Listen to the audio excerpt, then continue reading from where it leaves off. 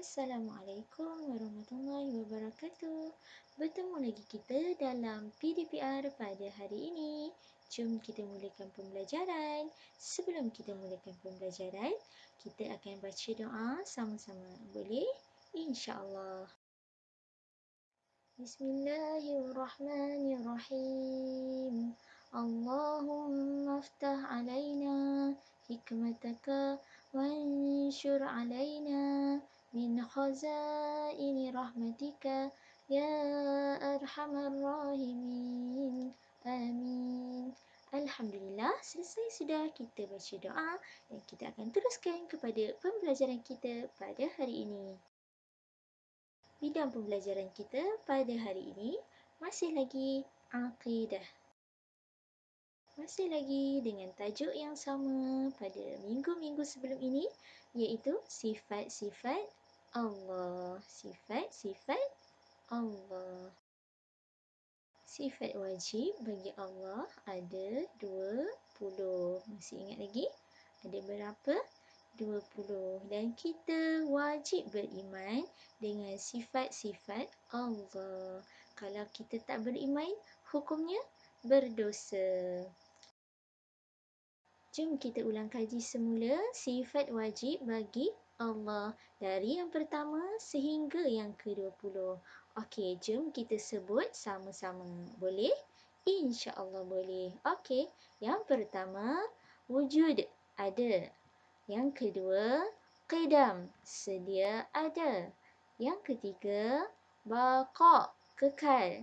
Yang keempat, mukhalafatuhu lil hawadis, bersalahan dengan yang baharu. Yang kelima, qiyamuhu binafsih, berdiri dengan sendirinya. Yang keenam, wahdaniyah, esa. Yang ketujuh, qudrah, berkuasa. Yang ke-8, iradah, berkehendak. Yang ke-9, ilmun, mengetahui. Yang ke-10, hayah, hidup. Yang ke-11, sama', mendengar. Yang ke-12, basar, melihat. Yang ke-13, kalam, berkata-kata. Yang ke-14, kaunuhu qadiran, keadaannya berkuasa. Yang ke-15, kaunuhu muridan, keadaannya berkehendak. Yang ke-16, kaunuhu aliman, keadaannya mengetahui. Yang ke-17, kaunuhu hayyan, keadaannya hidup. Yang ke-18, kaunuhu sami'an, keadaannya mendengar. Yang ke-19, kaunuhu basiran, keadaannya melihat. Dan yang ke-20, kaunuhu mutakalliman, keadaannya berkata-kata. Alhamdulillah, selesai sudah ulang kaji menyebut sifat-sifat Allah dari yang pertama sehingga yang ke-20. Baiklah, pada minggu ini kita akan mempelajari berkenaan bukti keimanan terhadap sifat-sifat Allah. Apakah bukti bahawa kita ni beriman terhadap sifat-sifat Allah? Sekarang, Ustazah akan bacakan bukti keimanan terhadap sifat-sifat Allah. Kita baca sama-sama ya. Boleh? InsyaAllah boleh. Okey, bukti keimanan yang pertama. Saya tidak merosakkan harta awam kerana saya meyakini bahawa Allah bersifat Maha Berkuasa. Merosakkan harta awam ni seperti apa? Merosakkan taman permainan, merosakkan tandas dengan menconteng, Merosakkan pondok telefon dengan sengaja buang sampah dekat situ ke atau buat benda-benda yang boleh merosakkan. Kalau kita beriman dengan sifat Allah, kita tak akan buat benda-benda seperti ini. Okey, anak murid ustazah ingat, jangan buat perkara yang boleh merosakkan harta awam kerana ia adalah harta awam, harta bersama, bukan harta kita. Kalau benda tu kita punya, terpulanglah kan. Kalau nak rosakkan, kalau dah rosak, dah tak boleh guna. Betul tak? Okey? Ingat, jangan rosakkan harta awam.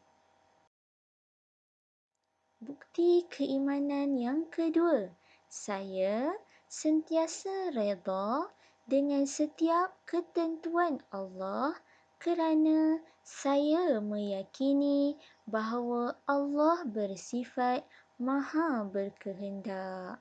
Okey, macam mana yang dikatakan redha ni? Redha dengan ketentuan Allah ni maksudnya kadang-kadang dalam hidup kita ni Allah turunkan ujian kepada kita, jatuh sakit ke, tercedera ke, terpatah tangan ke, atau kehilangan orang-orang yang kita sayang. Kalau kita redha, kita tak menyalahkan Allah apa yang berlaku tu. Kita terima dengan hati yang terbuka kerana kita tahu di sebalik kesedihan tu mesti ada kegembiraan yang akan hadir. Mesti kalau Allah dah berikan kesempitan, Allah akan beri kesenangan. Kalau kita redha. Kalau kita tak redha, kita dianggap tidak beriman dengan sifat Allah. Bukti keimanan terhadap sifat Allah yang ketiga, saya tidak menipu ibu dan ayah kerana saya meyakini bahawa Allah bersifat Maha mengetahui. Kita menyorok dekat mana pun, kita cakap apa pun, Allah tahu. Kalau kita buat tu, orang semua tak nampak. Tetapi Allah nampak. Jadi dekat sini kita tidak boleh menipu ibu dan ayah kerana kita yakin bahawa Allah tahu. Walaupun kita tipu ibu ayah kita, Allah tahu. Jadi kita tak akan menipulah. Jadi anak-anak murid ustazah, jangan menipu ibu dan ayah. Bukti yang keempat, saya tidak akan melakukan kejahatan walaupun ketika bersendirian kerana saya meyakini bahawa Allah bersifat Maha Melihat. Allah melihat kita ni menyorok dekat mana pun. Tak lama lagi kita akan berpuasa kan? Kalau kita ni duduk sorang-sorang, bolehlah curi-curi makan? Boleh tak? Tak boleh, kita tak akan buat jahat kan? Sebab apa? Kita tahu kalau orang tak nampak pun Allah nampak. Tak boleh ya buat macam tu.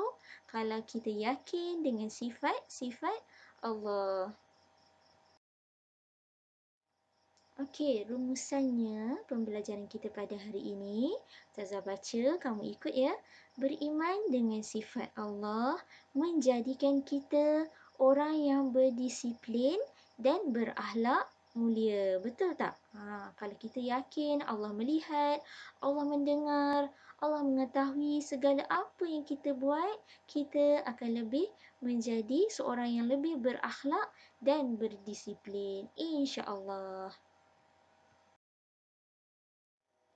Alhamdulillah, selesai sudah PDPR kita, akidah pada minggu ini dan berakhir sudah tajuk sifat-sifat Allah. Lepas ni kita akan masuk kepada bidang yang kedua iaitu bidang ibadah. Okey, untuk hari ini setakat ini sahaja. Jumpa lagi insya-Allah. Assalamualaikum warahmatullahi wabarakatuh.